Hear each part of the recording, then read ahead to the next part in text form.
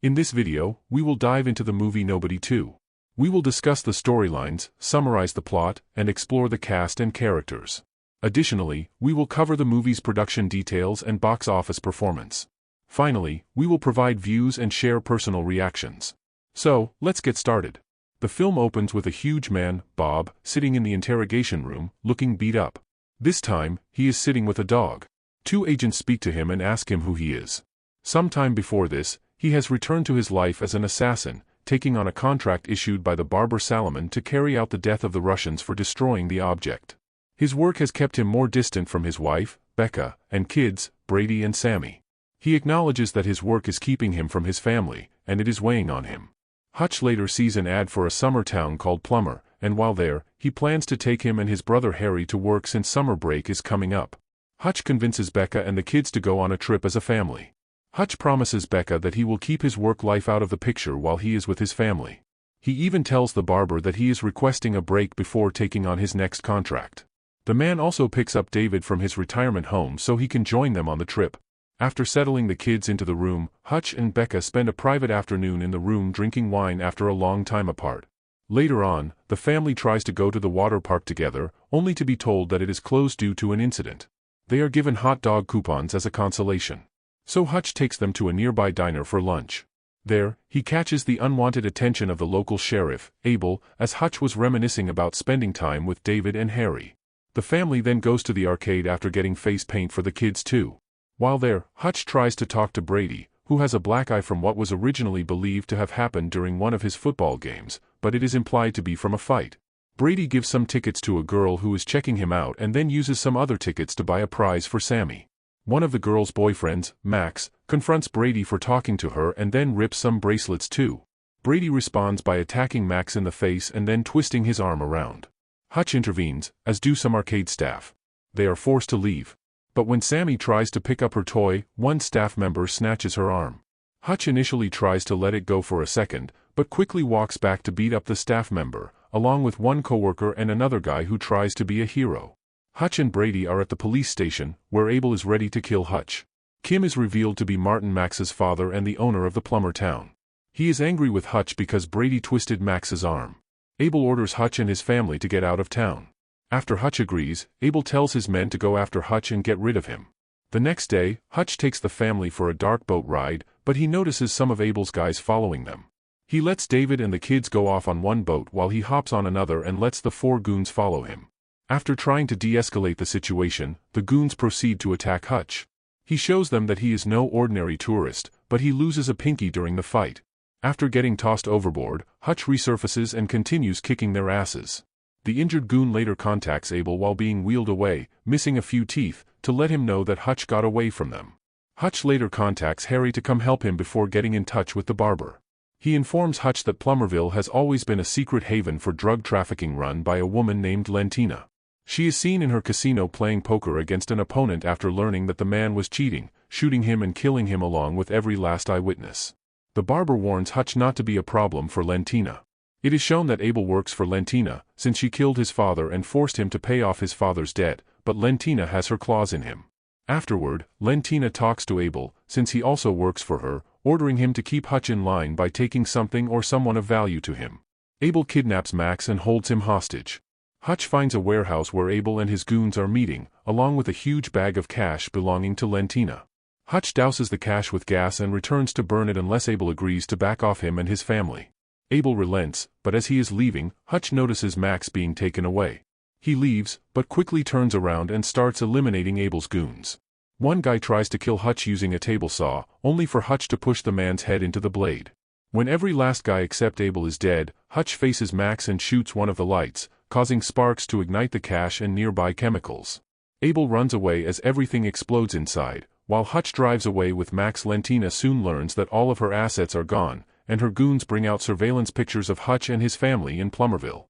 Abel, who survived but is badly burned, contacts Lentina to have her send more men to go after Hutch. She officially declares war on him and proceeds to hunt them down. Hutch moves to a nearby lodge for safety, knowing Lentina will try to get them at the hotel. He also brings Becca there for safety, and they are officially on good terms before Hutch goes to finish things. He admits to Becca that he broke his promise, and he suggests that she get away from him for her protection. Hutch goes to speak to Abel in a drunken rage over Max's disappearance after Abel tries to attack him. He claims Max was drowned, but Hutch informs him that Max is safe. Abel explains his relationship to Lentina and how she controls him. Abel also shows Hutch his father's personal weapons that he would have used against Lentina before she killed him. They proceed to booby-trap the entire theme park as they await Lentina's arrival, with some help from David and Harry. Meanwhile, Becca asks Brady to be in charge while she goes for work and takes a nearby rifle with her. Lentina and her goons arrive at the theme park, while her henchman Kosh brings a few gunmen with him to go after the family. After a betrayal, Lentina has Carmen execute Abel, and the gunmen start going after the family. The goons fall into every possible trap, while one remains stuck in the ball pit and another gets blown up when his gun jams. Others try to fight off attacks while the kids stay hidden. Harry shows up and slices a bad guy with his katana before dueling with Kosh after a brief chase. Hardly any of the park's henchmen are left standing, but Hutch, David, and Harry have all been incapacitated. Lentina prepares to have Hutch executed, but Abel shoots one of her henchwomen before he can kill Hutch. That woman's partner goes nuts and tries to kill Abel in retaliation, but she is shot. Lentina then tries to kill Abel herself, but fails. A final wave of gunmen shows up, and David rises to set up the final round of explosives. Hutch and Vika drive into a pool as the whole place goes up in flames. Lentina ends up trapped in a cracking glass enclosure before she and her men are incinerated. Hutch and Vika are later seen being interrogated by the agents, along with the dog who was rescued from the park. Passports are called in, and their fears are put to rest. The family then returns home, where they watch a slideshow of pictures from the trip together. They include photos of the family having fun, along with pictures that now make sense. They are all smiling as Hutch finally gets some peaceful time with his family.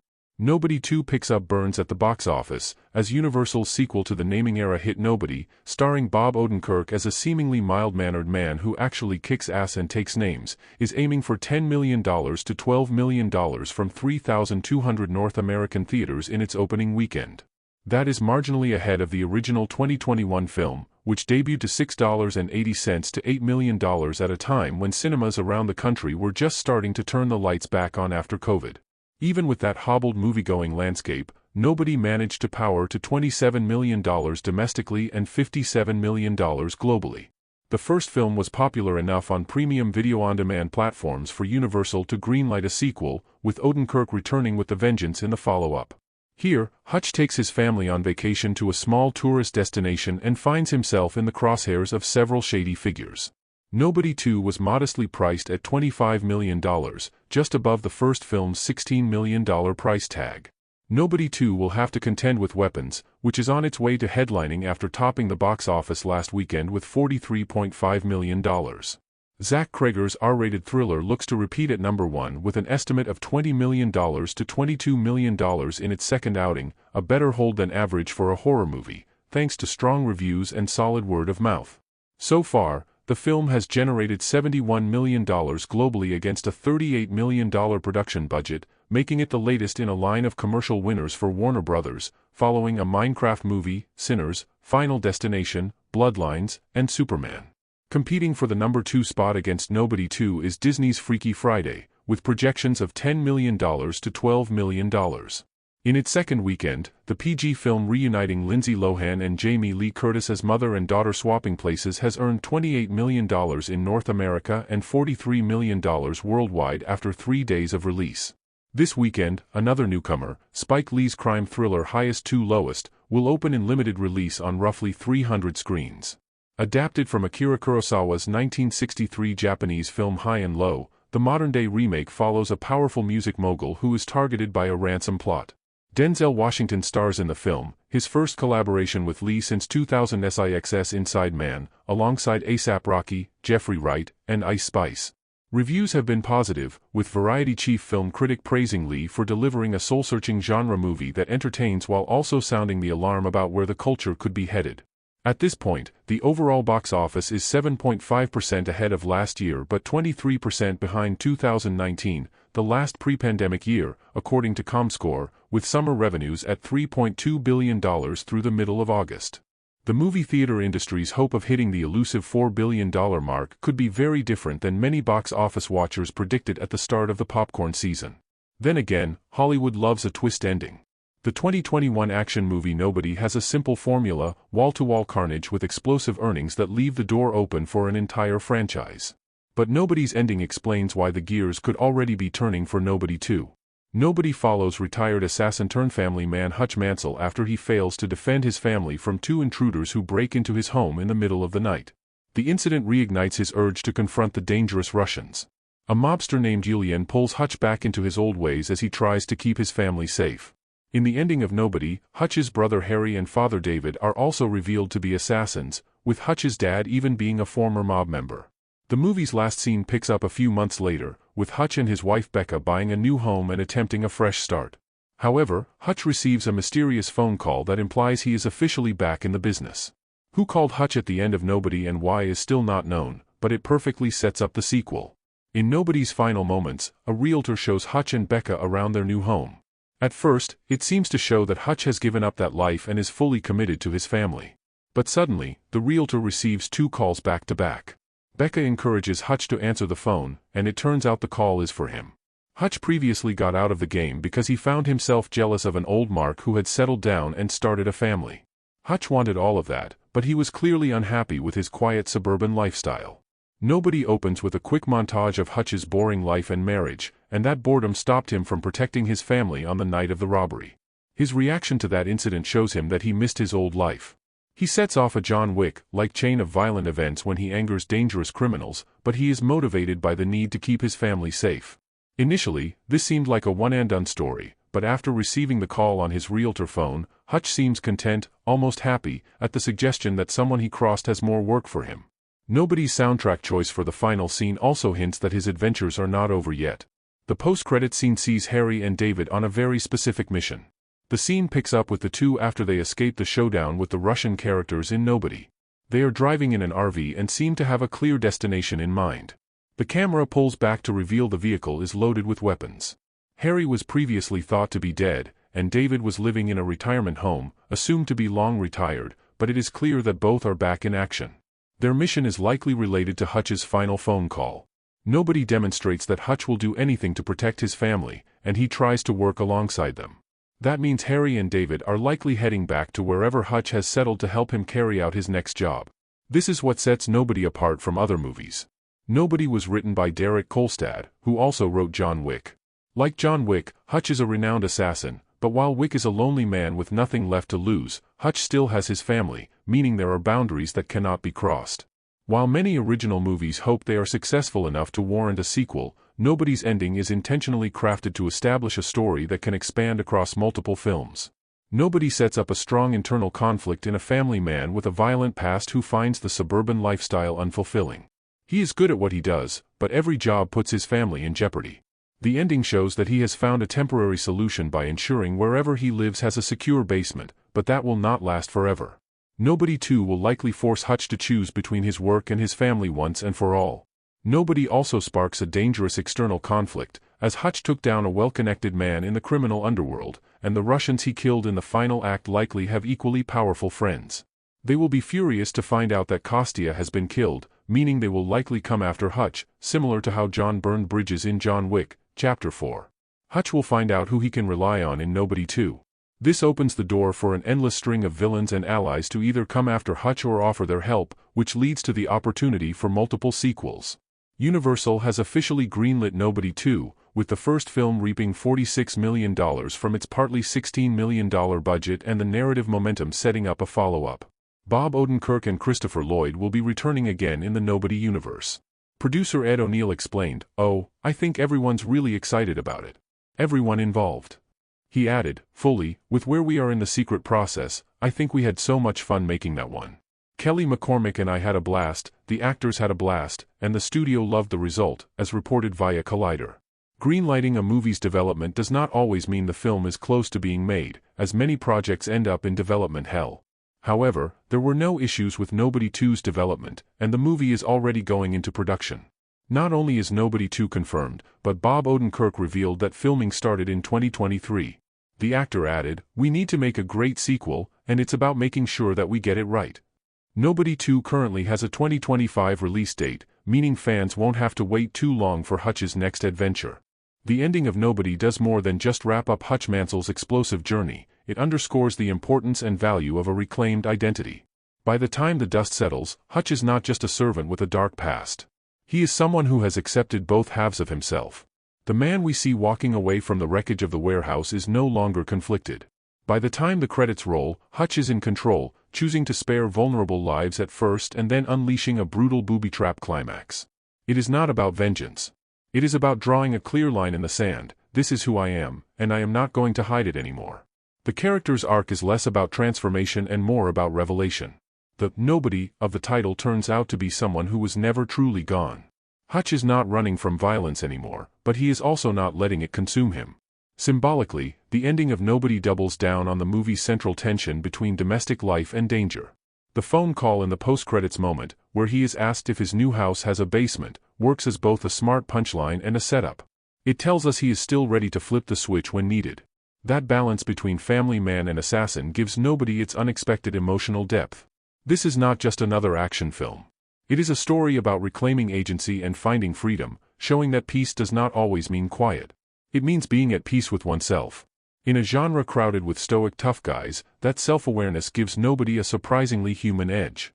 Nobody was met with glowing reviews from both critics and audiences when it debuted in 2021. On Rotten Tomatoes, it holds an impressive 84% critic score and a stellar 94% audience score, numbers that reflect just how much the film resonated across the board. The movie's breakneck pacing, inventive action, and Bob Odenkirk's surprising turn as an action star stole the spotlight. While the ending did not necessarily redefine Nobody, it did successfully set up a sequel fans were eager to see.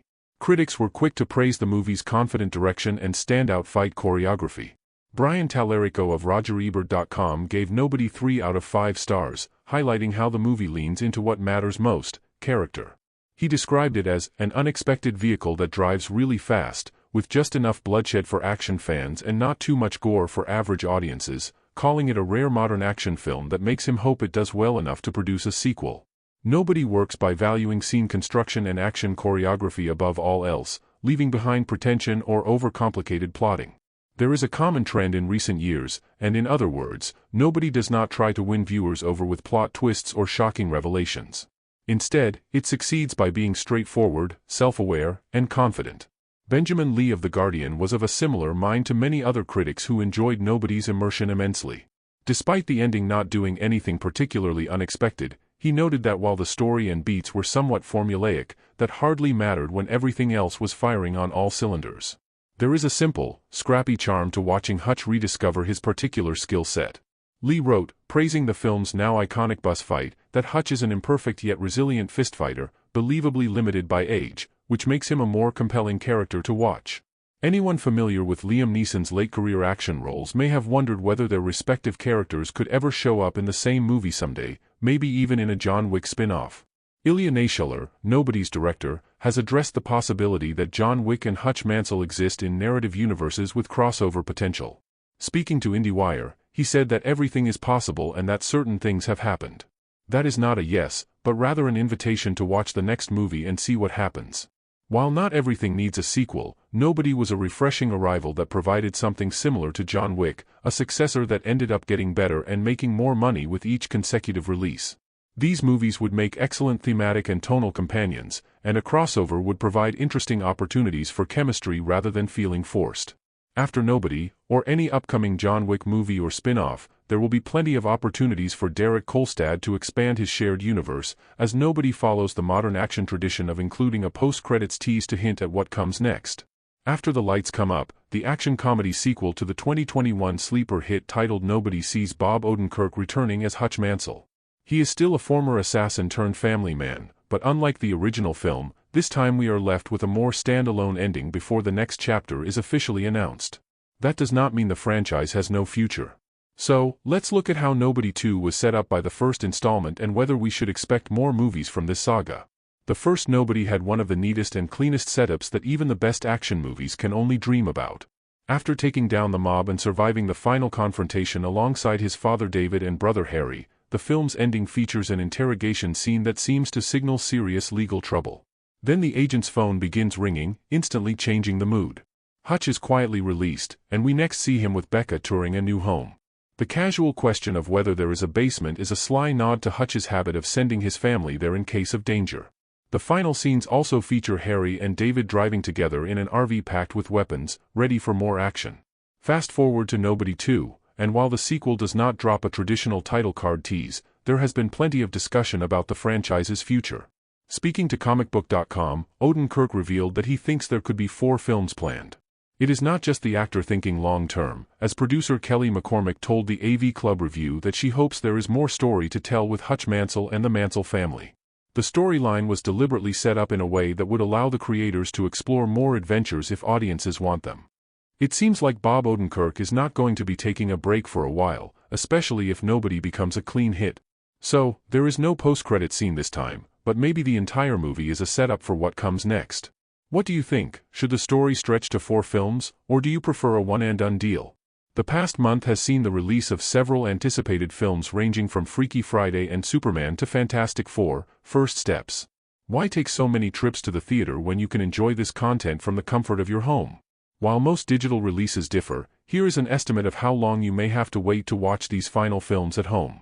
Hollywood is making big money right now, with Superman earning $583 million, F1, the movie making $575 million, and Jurassic World, Rebirth pulling in $801 million at the box office. According to Box Office Mojo, Nobody 2's end credits arrive as the film hits theaters on August 15, 2025. The 89-minute sequel brings back Bob Odenkirk as Hutch Mansell, under the direction of Timo Tjahjanto, working from a script by Derek Kolstad and Aaron Rabin, alongside returning cast members Connie Nielsen and Christopher Lloyd, with new additions John Ortiz, Colin Hanks, Callan Mulvey, and Sharon Stone. The premise is simple. Hutch attempts a family reset with a vacation to Plummerville, home to a majestic midway and water park, only for crime to find him once again. The Nobody 2 end credits question matters because the first film used it gradually to suggest there was more story ahead, and this sequel ends with a focus on family rather than a franchise switch. Dana and Kelly's conversation is really about whether Hutch can desert domestic normalcy, giving his professional shadows closure. That tension between home and habit defines the ending and any potential next setup. From its first moments, the sequel compresses Nobody's DNA, family proximity, improvisation, and controlled escalation. Inside the water park, Hutch moves the fight away from civilians and toward terrain he can shape. Becca, David, and Harry are not bystanders, they function as flanking support, with Becca stepping into the front line when Hutch is pinned, David acting as roaming cover, and Harry providing reach and pressure. This family triangulation mirrors the bus fight aftermath from the first film. The antagonist, Lentina, frames the conflict as a test of Hutch's domestic self, softening the harsh contrast by dictating the battleground rather than the body count.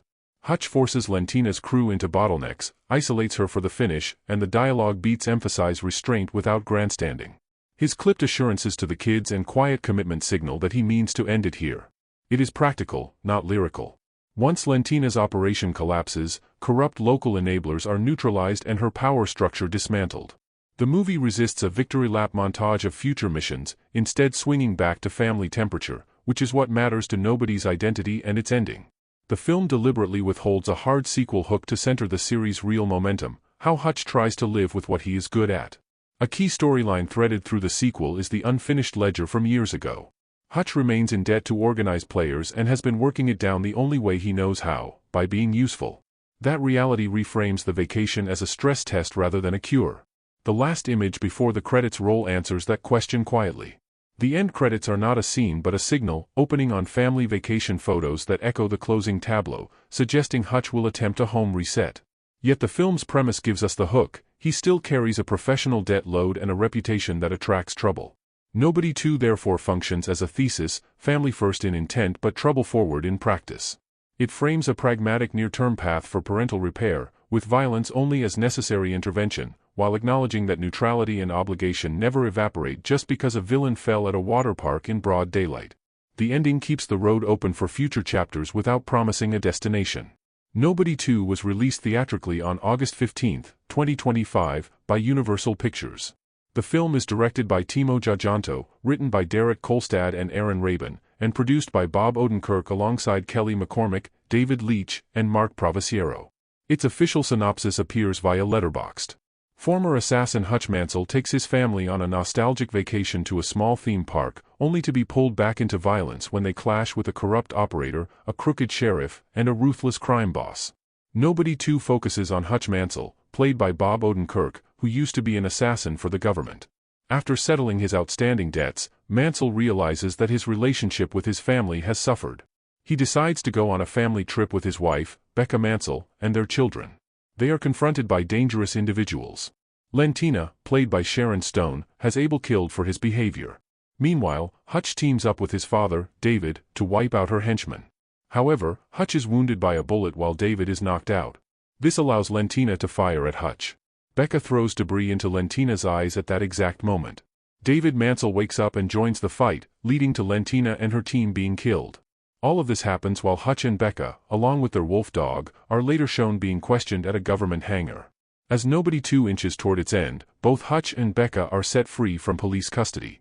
This happens due to Hutch's deep connections with both the police and the mafia.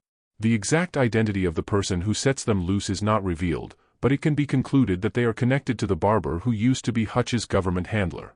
The barber had given him information regarding Plummerville at the beginning of the film. He may want Hutch to go scot-free because if Hutch is caught and speaks, it is the barber himself who would be exposed. The ending of Nobody 2 makes it clear that Hutch still owes a job to the government, which means he will need to do more missions in the future. This sets the stage for a potential third installment. The last scene of the film showcases the family looking at their vacation album, where 2 dog pictures have been added. In a potential follow-up, we could see Hutch going on yet another mission to clear off his debt. Meanwhile, the filmmakers could also focus on David's life as a retired federal legend, while Hutch is hunted down and someone connected to Lentina returns to seek revenge. What are your thoughts about the film's ending? When Nobody 2 arrived in theaters on August 15, 2025, fans were eager to see how Hutch Mansell's suburban life would once again collide with his violent past. The sequel to the 2021 sleeper hit pushes Hutch into bigger, bloodier set pieces while also exploring his role as a husband and father. This time, the action does not just follow Hutch, it follows him personally. He is damaged and uneasy, trapped in a world that refuses to let him rest. The ending of Nobody 2, much like the ending of Nobody, reframes harsh violence through the lens of family responsibility and government obligation. At the same time, it leaves plenty of questions about what comes next, particularly for Becca, the conflicted wife who takes on a more active role.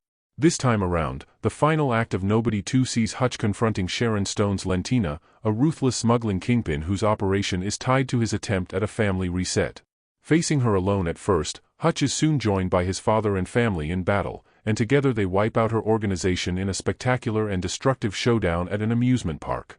Their victory is definitive, Abel is executed, Lentina's scheme is destroyed, and the film delivers the kind of brutal, inventive action the series is known for. However, victory comes at a cost. Hutch loses a finger during the ordeal and is forced to admit that he simply cannot turn off the darker side of his personality.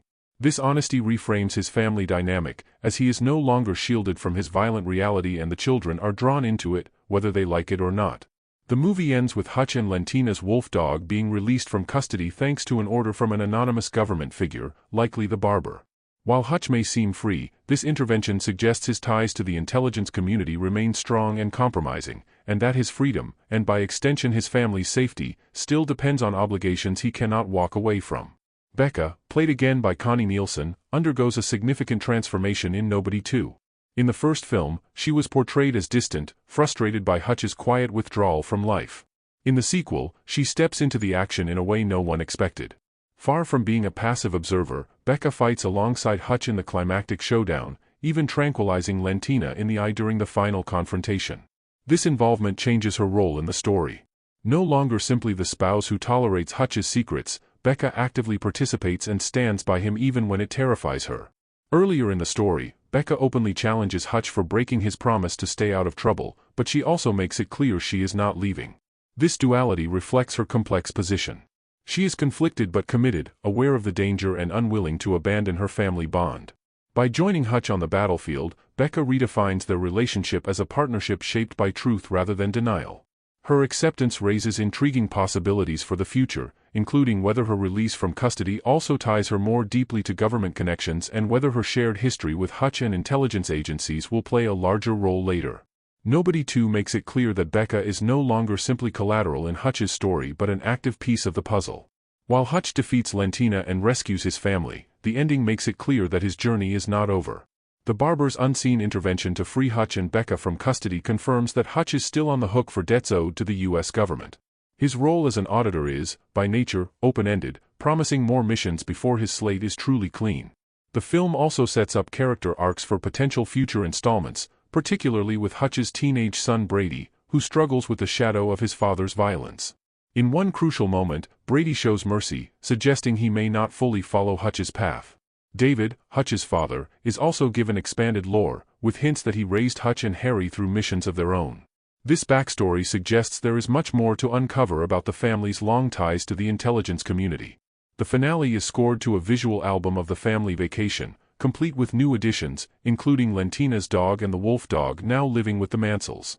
This moment of reflection shows how far the family has shifted into Hutch's world. They are no longer escaping it, they are living with it. By leaving Hutch's government obligations unresolved and deepening the family's involvement, the ending ensures that future installments have fertile ground. Whether it is Hutch being sent abroad on new missions or Brady battling to avoid repeating his father's mistakes, the sequel leaves the door wide open. Nobody 2 is a 2025 American action thriller directed by Timo Tjahjanto from a screenplay by Derek Kolstad and Aaron Rabin.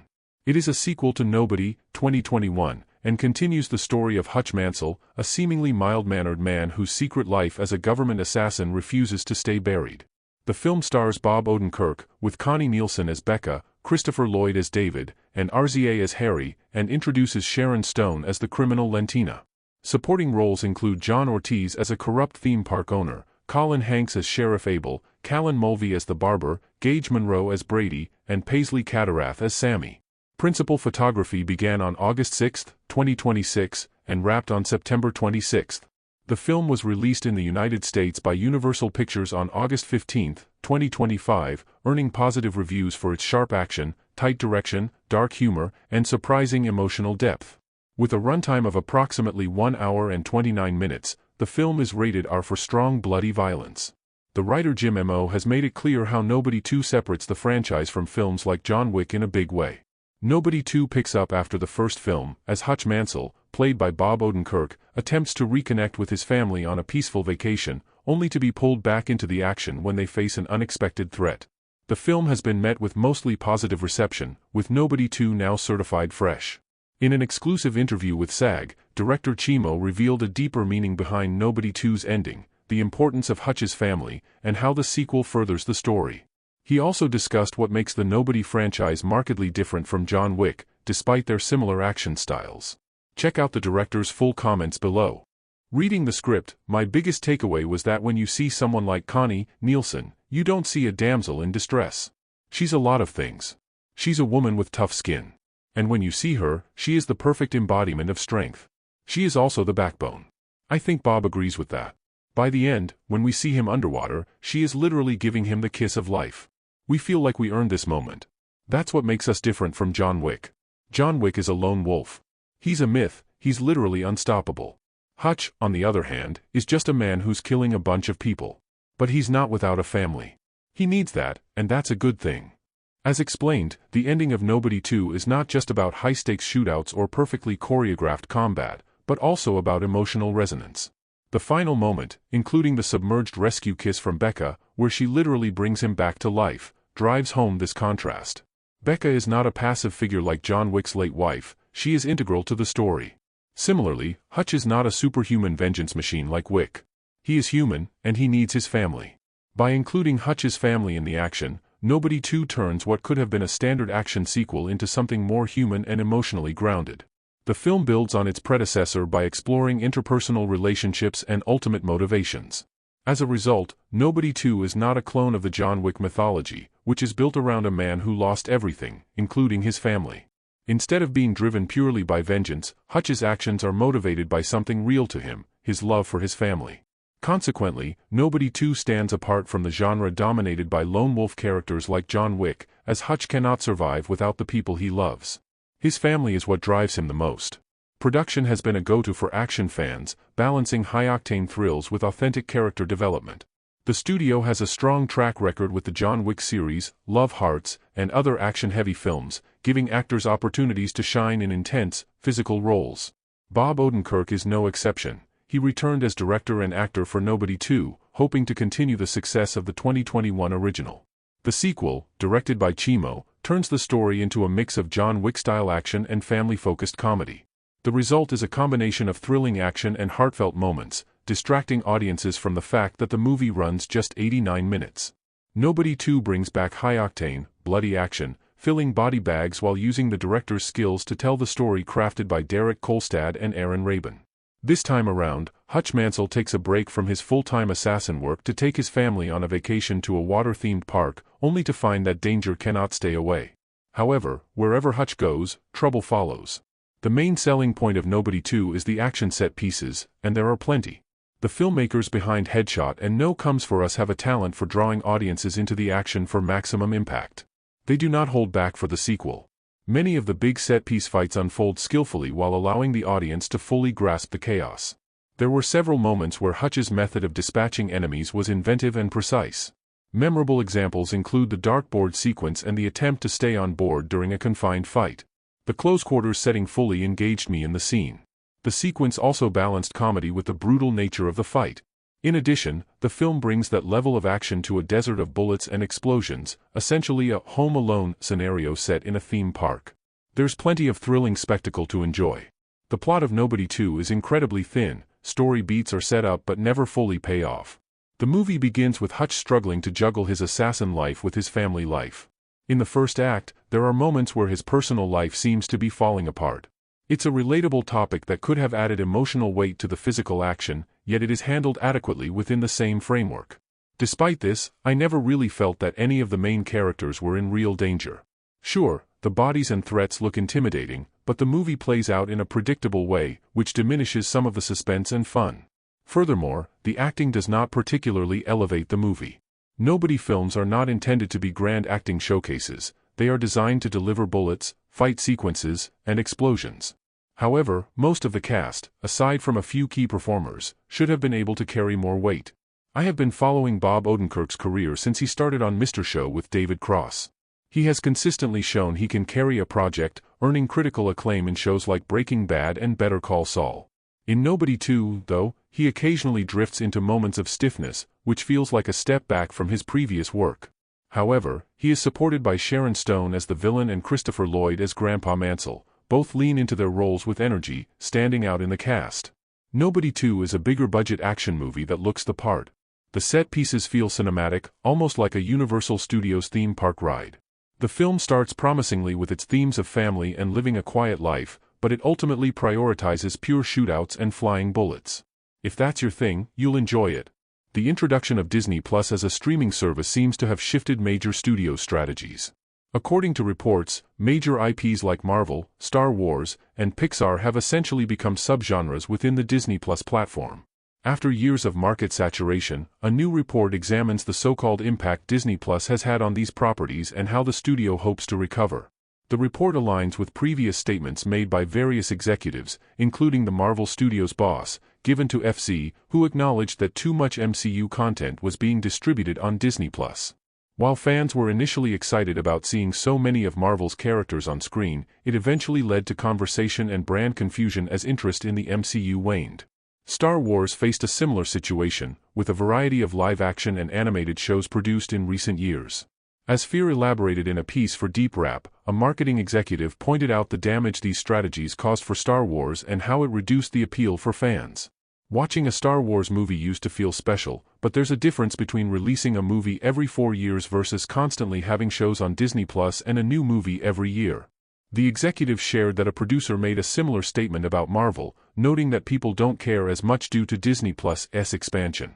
Given the quality of Marvel's Disney Plus output, which has been considered mediocre, many viewers lost interest. Recently, Disney, Marvel Studios, and Lucasfilm have attempted to address this issue by concluding some Disney Plus shows and focusing more on theatrical projects.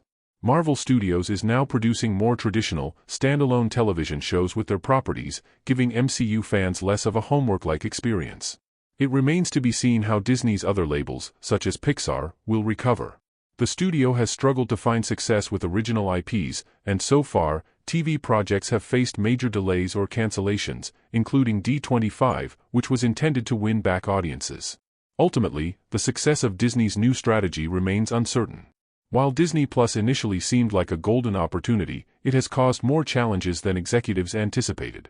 Although Marvel Studios has a track record of greenlighting numerous films and TV shows, not every project makes it to production. For example, the MCU series was shelved after struggles, though some of these properties might find new life as movies instead. It is no surprise that Marvel Studios and Disney have been reworking their Disney Plus content strategy. In fact, Marvel Studios has been developing more traditional shows than the previous MCU-oriented content for Disney Plus.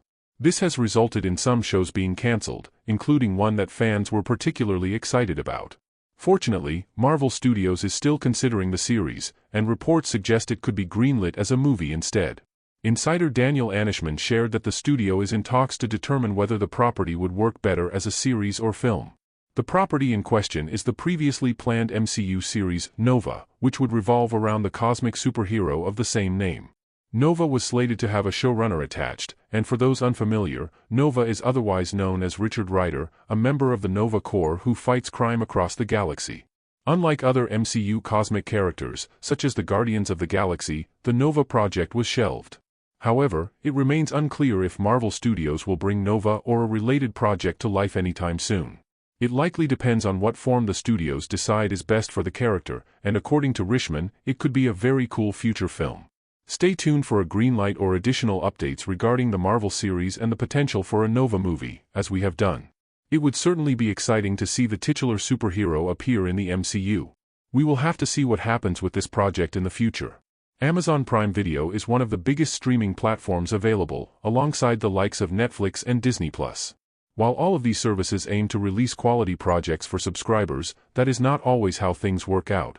This is evident with one of the latest Amazon Prime Video releases, which, while reaching the top of the streaming charts, is also being considered one of the worst movies of the year.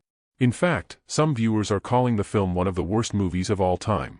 It certainly does not help that the movie is inspired by one of the greatest novels of all time. There have not always been well-received adaptations of this particular title, but this may be the most negatively received interpretation yet. Interestingly, it seems a combination of behind-the-scenes experimentation and corporate product placement led to this film's creation. While innovation is often appreciated, such as in the Font Photos channel, viewers did not connect with this movie's sense of style or its audio and filmmaking techniques at all. It is therefore not surprising that this Amazon Prime Video release is considered one of the worst movies of the year. The film, based on H.G. Wells' 1898 classic The War of the Worlds, has inspired a variety of incredible adaptations over the years. Sadly, not all have been successful, and this latest attempt may be among the worst. The new Amazon Prime Video film, distributed by Universal Pictures and titled World of the Worlds, stars Ice Cube and, as of this writing, has earned an incredibly rare 0% on Rotten Tomatoes. The history of this adaptation goes back to 2020, when the COVID-19 pandemic forced film studios to create in an unpredictable landscape.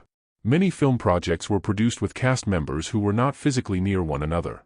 This new adaptation of The War of the Worlds attempted to reinterpret the alien invasion, featuring Ice Cube as a Homeland Security agent and Red as a skilled hacker and surveillance expert. Red became the center of attention for the film, as he possesses the technical power necessary to drive the story forward. MC Comics 87N production has left a major mark on action films over the past decade. Even though the first film was not released until 2019, MC Cormick had previously delivered hits like John Wick, Atomic Blonde, and Deadpool. While John Wick, Chapter 3, Parabellum marked his first official 87N release, their next original project, Nobody, showcased the frenetic combat style of the leads and MC Cormick's previous films, while also delivering its fair share of humor. In Nobody, the lead returns to his role as a former government agent who carries out violent missions. His wife worries that he might be throwing himself too deeply into his old life, risking precious family time. A committed family man, Hush books a vacation for the whole clan at a water park. Both ordinary and geeky, he is, as the kids say, a national treasure for more than 3 decades. He has managed to inject charm into even the smallest roles in comedies or dramas with a quick wit only he could pull off. So, while he proved his dramatic chops in Breaking Bad and Better Call Saul, witnessing his complete transformation into an assassin in the original Nobody was a conceptual delight. Making matters even more thrilling, his action sense in this debut movie showcased him holding his own against a variety of attacks, putting a fresh spin on the assassin coming out of retirement trope, with Stone no longer being retired. The movie kicks off with more action than its predecessor, all of which is sadistic delight and sheer fun. Even the hand-to-hand combat early in the film feels more intense than in the original Nobody. There is no longer the slow-building scene often used to show what it takes for Hutch to snap. He is kicking ass and occasionally taking names from the jump, which undercuts the eventual moment where he fully releases his rage. While Nobody 2 leans more into the loud nature of its premise rather than the surprise that Hutch is an assassin, it shows how difficult it is for him to respond to dinner plans when his phone is covered in blood and he is atop an assailant. Even if the inciting incident on Hutch's vacation is an offensive display of aggression toward his young daughter, the ensuing fight scene showcases unconventional use of props, from a claw machine to inventive setups, imagining a much more violent take on Wag the Gold. Subsequent sequences on a duck boat, in waterpark rides, and throughout the park lean into absurdly over-the-top brutality with silly involvement, much of which undercuts the impressive fight choreography seen in the original movie. Sadly, despite the impact that MC and 87N have had on the action genre over the years, their offerings have become somewhat formulaic and derivative, lacking the inventiveness that put them on the map originally. Movies like Bullet Train, The Fall Guy, and this year's Love Hard all feel like rip-offs of more successful films, despite coming from the actual creative team. There are still moments of delight throughout Nobody 2, particularly in its action-leaning scenes, but they just don't land as hard as the previous film, or even as strongly as other 87N action scenes. The cartoon-level fight sequences are visually engaging but don't quite achieve the same impact on the audience. Even if the combat itself isn't as impressive as the first movie, it is still a thrill to watch. Christopher Lloyd and RZA also return in this installment as Hutch's dad and brother, respectively, and all three clearly have a blast. Nielsen gets more joy in this film as a frustrated spouse, someone who knows her husband loves the family yet can't get him to invest in it, all while avoiding the pitfalls of being an enabler. Colin Elhang steps into his villainous role as a local thug trying to stop Hutch, offering hope that this is just the beginning of more nefarious opportunities for the performer. Shunstone also shines as the unhinged mastermind, allowing the actor to go completely off the rails in a way that never betrays the tone of the picture. Fans of the original Nobody will enjoy Nobody 2. The spirit of the original movie remains largely intact. All of the action and loyalty are just as entertaining as ever, and the concept of an assassin fighting in a water park is as thrilling as you would imagine, even while moving away from the dramatic tension that is an inherent challenge in sequels. The movie maintains a brisk pace and, while still entertaining, makes all the non-action moments feel important, with Hutch fully returning to his role as a relentless agent who carries out the most violent government missions. His wife, Mika, sees that he might be throwing himself too deeply into this life. Universal has confirmed that Nobody 2 will be available to rent or purchase on VOD starting September 2nd. The film is also now available for pre-order on 4K UHD Blu-ray, with a release set for October 7th. Purchasing a physical version of the movie will provide access to the following bonus features: commentary and behind-the-scenes content showing Nobody 2's intense fighting and spectator-style action.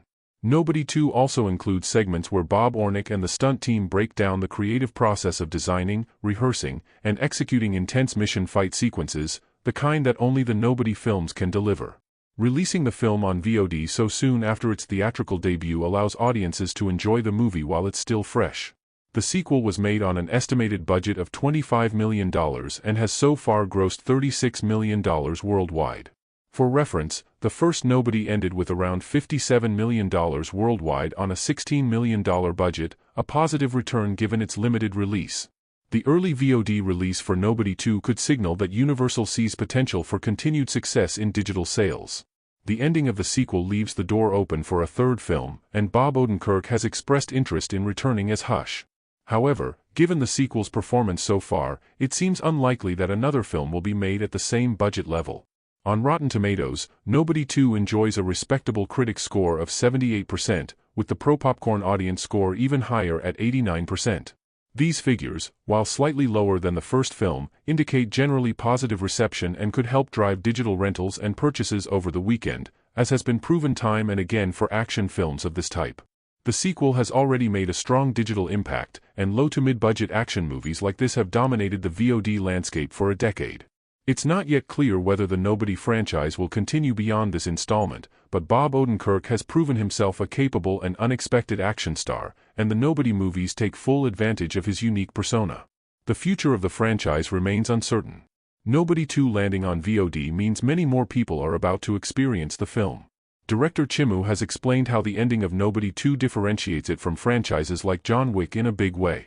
The sequel picks up after the first film, as Timo says, with Bob attempting to reconnect with his family on a peaceful vacation, only to be pulled back into action when they face an unexpected threat.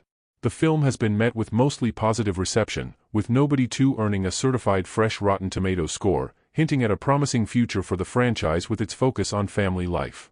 Nobody sets itself apart from other modern action franchises, especially as the sequel incorporates Hush's wife, Bea, and son, Brady, into the movie's action sequences. In an exclusive interview with Saga FTRA, Timo revealed a deeper meaning behind the ending of Nobody 2, highlighting the importance of Hush's family and how the sequel reframes the title. He also discussed what makes the Nobody franchise markedly different from John Wick, despite its similar style and audiovisual approach. Director Timo explained that imagining a national lands vacation gone wrong, paired with the first film's blood-soaked action, gives a good idea of the blend of action and comedy in Nobody 2. The 2021 surprise sequel brings back the beloved family audiences have come to know and love. Like many families, they face their share of problems. Bea and Hush are drifting apart, mainly because he is working constantly to pay off debts, while their son, Brady, and daughter, Sammy, feel neglected. This sounds perfectly ordinary, except for the fact that Hush is a professional assassin with a special set of skills and a debt of $30 million to the Russian mob after burning their money in the first film. The story escalates when an assignment goes harrowingly wrong, forcing Hush to confront a set of unusually dangerous opponents. A family vacation seems in order, and Hush chooses a location filled with childhood memories, an amusement park he loved as a kid. He even picks up his elderly father from the retirement home to join in for some innocent fun. However, if you've seen the first Nobody, you know that innocent fun rarely comes easily to Hush. Much of the first film's impact came from the gradual reveal that this unassuming, middle-aged man could overcome gangs of heavily armed men half his age. That element of surprise is naturally missing in the sequel. Nevertheless, Nobody 2 is determined and its absurd premise provides plenty of amusement. After all, who can't relate to someone wanting a simple vacation with their family only to have work issues get in the way? The story begins innocently enough, with a minor altercation between Brady and another boy who accuses him of hitting on his girlfriend, which quickly escalates and draws the attention of aggressive security. Hush makes the mistake of letting someone harm his young daughter. He manages to get his family to safety before claiming he's forgotten his phone and returning to the arcade to unleash chaos on the employees. This sets the stage for a showdown with the villainous Sheriff Callhank and the theme park owner, who decide to take revenge on the apparent family man causing them trouble. Of course, this is when all hell breaks loose, as Hush discovers that he has stumbled into the operations of a female crime boss, Langina, briefly played by Sharon Stone. She is a sort of psycho who owns a casino where cheating is rampant, and she exudes a larger-than-life personality that makes her both terrifying and captivating. The film picks up the relentless tone of the previous installment, reminding viewers why the franchise is defined by bone-crushing violence and slapstick humor. The stunt team and fight choreographers deserve genuine praise, as does Odenkirk, who is not only an unlikely action movie star at a mature age but also displays impressive physicality in elaborately staged fight sequences. Much of the fun comes from the incongruity of a seemingly mild-mannered man suddenly launching into violent action, creatively using whatever random object is nearby as a weapon. After all, there are not many actors who can convincingly play both a sympathetic, middle-aged family man in a Broadway-level production and a lean, lethal killing machine.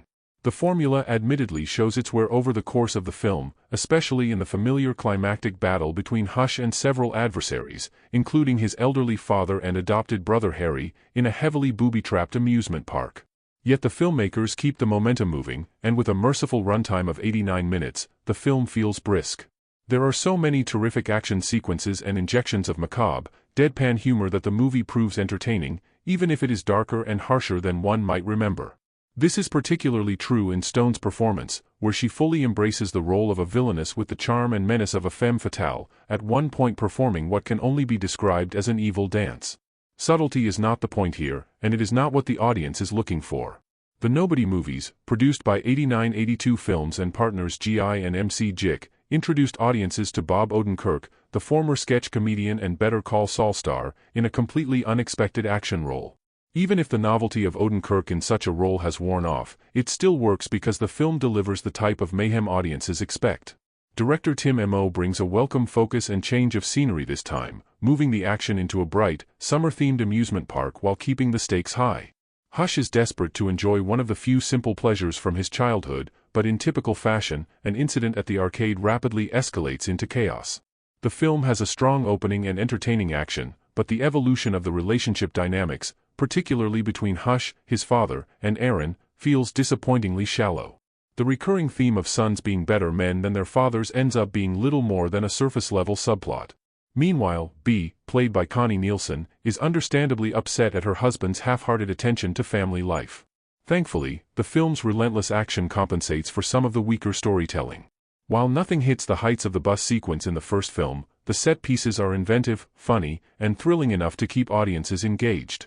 Weapons continued to dominate box office competition, both new and old, including the long-awaited action movie Nobody 2 and the critically acclaimed horror film Faker Friday, which debuted as a top film with an estimated domestic take of $25 million.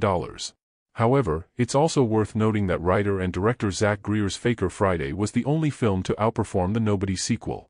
Even more impressive, Faker Friday easily outperformed the return of Bob Odenkirk's assassin family man, Hutch. Faker Friday earned $14.5 million, easily taking the top spot, while Nobody 2 had to settle for the bronze medal with just $9.3 million.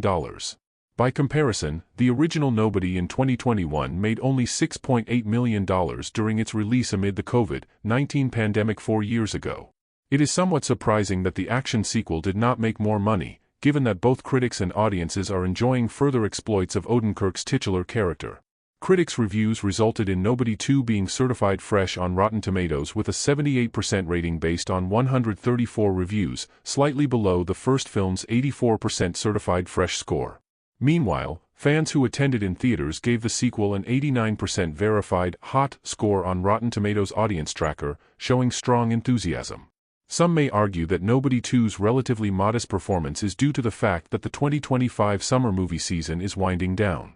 However, Faker Friday's continued success suggests that the sequel's performance was not solely seasonal. Fortunately for Universal and Pixar, Nobody 2 reportedly had a modest budget of only $25 million, keeping profitability in reach.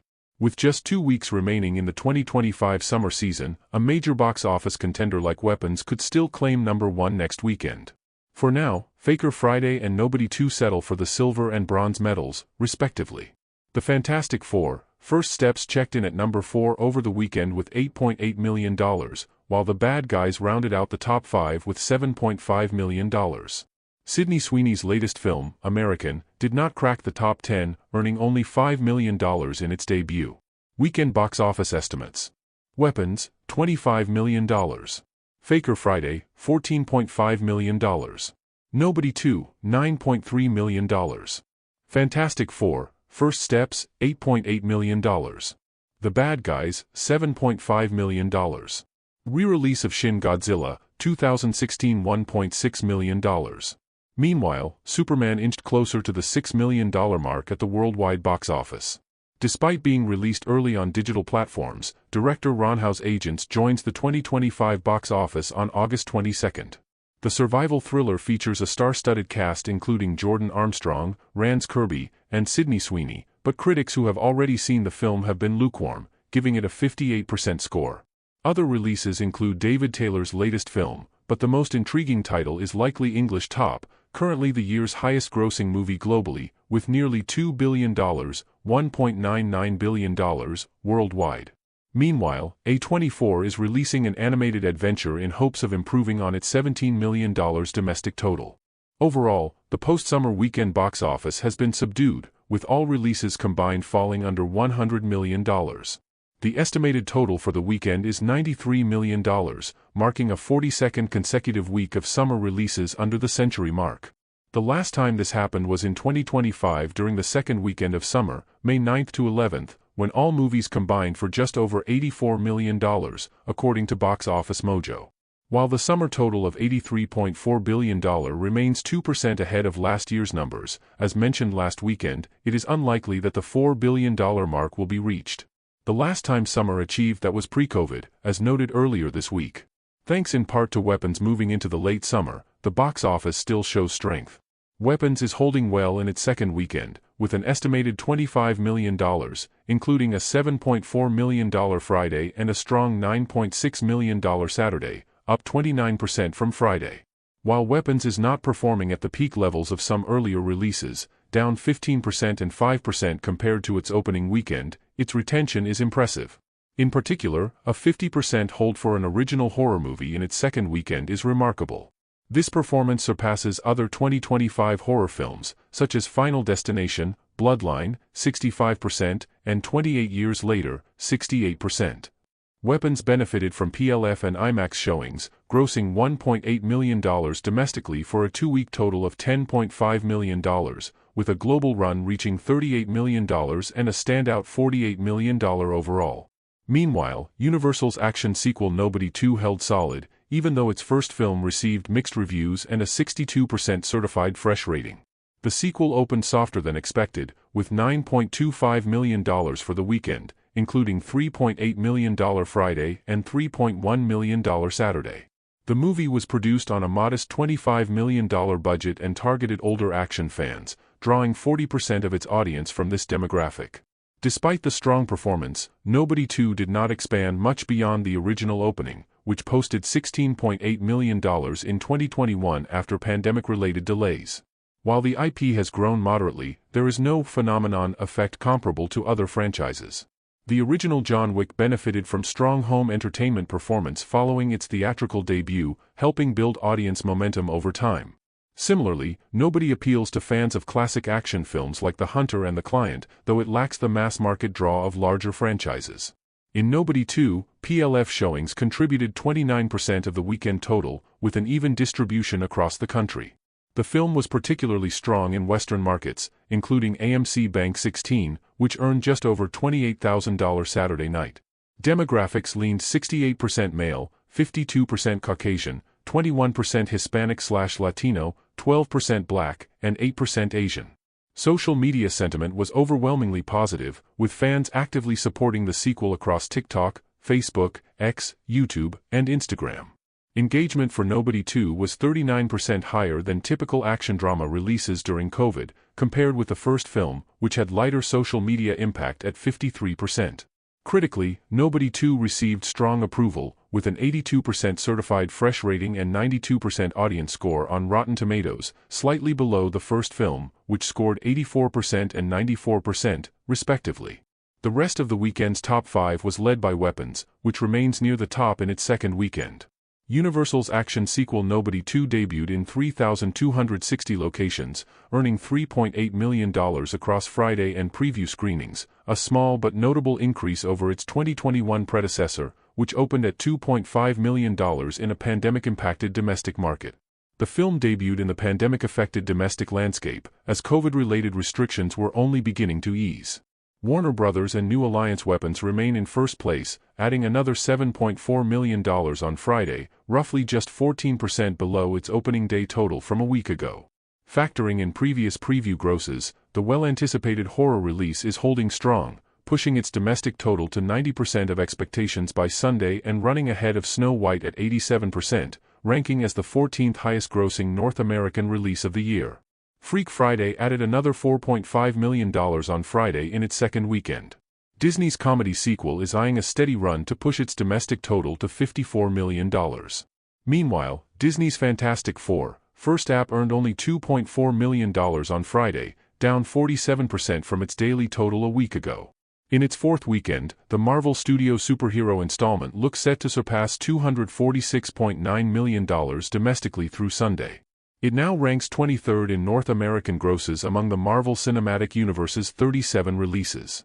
The Bad Guys rounds out the top 5, adding another $1.9 million on Friday and heading into the weekend with a $6.9 million total, down just 35% from last week. The DreamWorks animation sequel is projected to hit a $56 million domestic gross through Sunday, pacing just behind the 2022 original, which earned $57 million in the same time frame. Nobody 2's digital release has now been confirmed, arriving only about 2 weeks after its theatrical debut. Nobody 2 arrives as a highly anticipated follow-up to the surprise 2021 hit, and the critical reception reveals a film that delivers explosive entertainment while struggling to recapture the original's magic. Directed by Indonesian action maestro Timo Tjahjanto, known for The Night Comes For Us, this sequel finds workaholic assassin Hutch Mansell, Bob Odenkirk, attempting to take his family on vacation to the small tourist town of Plummerville, only to discover the locale is a front for criminal operations run by the ruthless Lendina, played with scene-chewing relish by Sharon Stone. The film's greatest strength lies in its commitment to visceral, inventive action sequences. Critics consistently praise the imaginative fight choreography, with Tjahjanto bringing his signature bloody, unrestrained style to every encounter. From the opening arcade brawl, a deliberate echo of the first film's bus sequence, to battles aboard duck boats using improvised weapons, Nobody 2 transforms Hutch into a super MacGyver who can weaponize anything in his environment. The Action Elite awarded it 4.5 stars, calling it one of the year's best action movies that's violent, packed with action and has some laughs too, with the reviewer sporting a stupid grin throughout. The Action Elite. However, the sequel suffers from what Roger Ebert's site identifies as its fundamental flaw: it's a cover. The surprise factor that made the original so delightful, watching comedian Bob Odenkirk transform into an action hero, has evaporated. Brian Tallarico writes that the wow of seeing a generally comedic actor like Bob Odenkirk go John Wick in the fun 2021 sleeper hit isn't there anymore, and worse, nothing has taken its place. The film feels like it's going through the motions, recycling beats from the first installment without finding new ground to explore. Even Odenkirk himself appears significantly more bored than he was the first time around, looking like a comedian who has told the same punchline at too many shows. Roger Ebert. The supporting cast delivers mixed results. Sharon Stone clearly relishes playing the bloodthirsty crime boss Lendina, hamming it up as one of the year's most entertaining antagonists. Colin Hanks brings genuine menace as the corrupt Sheriff Abel, proving his versatility in villain roles. However, Christopher Lloyd, who was a scene stealer in the original, becomes depressingly a total non-factor here, relegated to the sidelines. Connie Nielsen gets more to do as Becca, even participating in some action sequences, while RZA returns for what many consider a standout confrontation with Daniel Bernhard that hints at spin-off potential. At just 89 minutes, Nobody 2 maintains brisk pacing without wasted screen time, delivering action sequences every few minutes. This efficiency works in the film's favor, preventing the sequel energy and forced callbacks from overstaying their welcome. The humor remains a key ingredient, with Odenkirk's comedic background ensuring plenty of laughs alongside the savage violence. One particularly praised scene features the camera away from the action while audiences simply hear the off-screen carnage, a creative choice that demonstrates the film's occasional wit. Elise Chaffins. The film's thematic aspirations hint at interesting territory it never fully explores. The premise that Hutch's workaholic nature has simply transferred from his corporate job to his assassin work, still tearing apart his marriage to Becca, could have provided rich material. The idea of a killing machine learning to be an ordinary guy, essentially inverting the first film's premise, had real potential. Instead, the screenplay by Derek Kolstad and Aaron Rabin opts for familiar beats and spectacle over character development. Some moments flirt with parody, almost achieving a National Lampoon's John Wick vibe that blends family vacation comedy with brutal violence, but the film never fully commits to this potentially brilliant angle.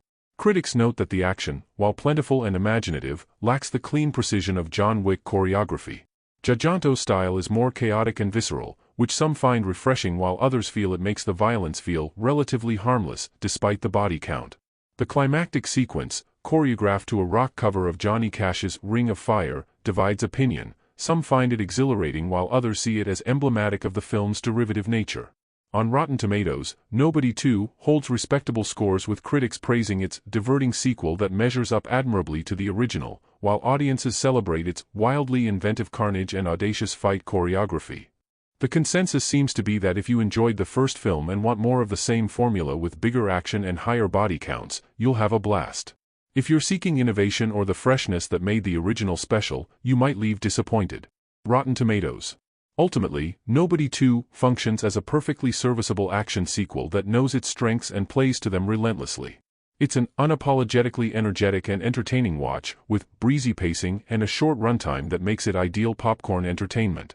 The film succeeds as a showcase for brutal, creative action and Bob Odenkirk's continued commitment to the physical demands of the role.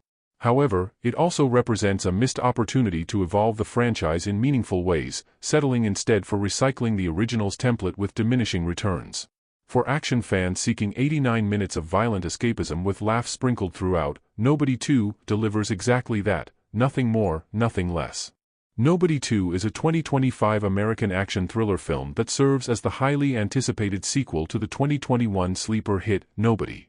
Directed by Indonesian filmmaker Timo Tjahjanto in his English-language debut, the film was released theatrically in the United States by Universal Pictures on August 15, 2025. The screenplay was crafted by Derek Kolstad and Aaron Rabin, with additional literary contributions from Bob Odenkirk and Umair Alim. The production brought together an impressive ensemble cast, with Bob Odenkirk reprising his role as Hutch Mansell alongside Connie Nielsen, RZA, Colin Salmon, and Christopher Lloyd returning from the first film, while new additions include Sharon Stone, Colin Hanks, and John Ortiz in pivotal roles. The film's plot picks up after the events of the first movie, following Hutch Mansell as he struggles to balance his deadly career as an assassin with his family life. After destroying a Russian mob's money stash in the previous film, Hutch now owes a substantial debt and must complete assignments for his handler, known as the Barber, to pay it off. This workaholic approach to his new assassin lifestyle has caused his relationship with his wife Becca and their children to grow distant. Seeking to reconnect with his family, Hutch plans a vacation to Plummerville, Wisconsin, a small tourist town with an amusement park he visited as a child. However, his promise to leave his violent past behind quickly unravels when a confrontation at an arcade involving his son escalates, pulling the family into the crosshairs of Landina, a bloodthirsty crime boss played by Sharon Stone, along with her corrupt accomplices including a shady sheriff named Abel and theme park operator Wyatt. From a production standpoint, Nobody 2 was made with a budget of $25 million and went through a lengthy development process. Principal photography began on August 6, 2024, in Winnipeg and wrapped on September 26 of the same year. The film's journey from concept to screen involved multiple script revisions and director changes, with Kirill Sokolov originally attached before scheduling conflicts led to Tjahjanto's appointment. The movie's 89-minute runtime maintains a brisk pace, featuring the same blend of explosive violence and dark comedy that made the original film a success. At the box office, Nobody 2 had a modest performance, grossing approximately $41 million worldwide against its $25 million budget. The film opened to $9.2 million domestically in its first weekend, finishing in third place behind Holdovers, Weapons, and Freakier Friday. This represented a significant drop from the first film's commercial success, which earned nearly $57 million globally on a smaller $16 million budget.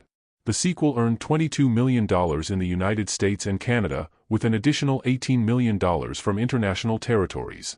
Critical reception for Nobody 2 was decidedly mixed, with reviewers noting that while the film delivers entertaining action sequences, it lacks the surprise factor and freshness that made the original such a delightful discovery. On Rotten Tomatoes, the film holds a 76% approval rating from 204 critics, with the consensus reading, while frumpy action hero Hutch Mansell tries to enjoy a nice vacation, Bob Odenkirk works overtime to make Nobody 2 a diverting sequel that measures up admirably to the original. Metacritic assigned it a score of 59 out of 100, indicating mixed or average reviews.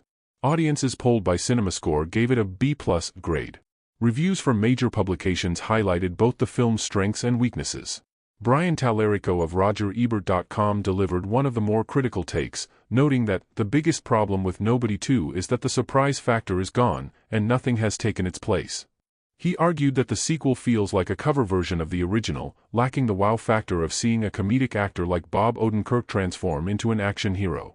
Tallarico found the film boring despite its abundant violence, observing that even Odenkirk seems significantly more bored than he was the first time around, and that Christopher Lloyd, so memorable in the first film, is depressingly a total non-factor here. In contrast, Owen Gleiberman of Variety offered a more positive assessment, praising the film's knowingly preposterous nature and maximally heightened, ridiculous, and diverting qualities. He appreciated how the movie leans into the absurdity of its premise, describing it as being like National Lampoon's Vacation if Clark Griswold had secretly been Steven Seagal. Gleiberman commended Bob Odenkirk's performance for making the cartoon duality of his character believable and noted that Sharon Stone delivers a memorable turn as the villain Landina, playing her like a vampire with the head of a cobra, delivering every word, and her every other word is fuck, with a viciousness so magnetic that she seems to be spitting her lines. Director Timo Tjahjanto's action choreography received recognition from several critics, with many praising the inventive fight sequences that utilize everyday objects as improvised weapons. The film features memorable set pieces including an elevator fight, an arcade brawl reminiscent of the first film's bus sequence, and a climactic showdown at the amusement park. However, some reviewers felt that Tjahjanto's signature brand of unchecked insanity felt somewhat restrained compared to his previous works like The Night Comes for Us. The action, while competent and occasionally spectacular, lacks the surprising beats and creative energy that made the original film stand out.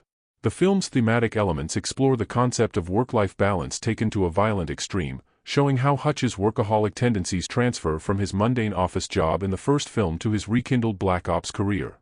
The sequel attempts to examine whether a killing machine can learn to be an ordinary guy, though critics noted that the film doesn't fully commit to this potentially interesting angle. Instead, it opts for a more straightforward action comedy approach that delivers familiar pleasures without taking significant narrative risks. Ultimately, Nobody 2 represents a competent but less innovative sequel that struggles to recapture the lightning-in-a-bottle magic of its predecessor. While it provides solid entertainment value with well-choreographed action sequences and Bob Odenkirk's committed performance, the film never quite escapes the shadow of the original. For fans of the first movie, it offers more of what they loved: violent creativity, dark humor, and the unlikely spectacle of Saul Goodman as an action hero, but without the element of surprise that made the original such a refreshing take on the action thriller genre.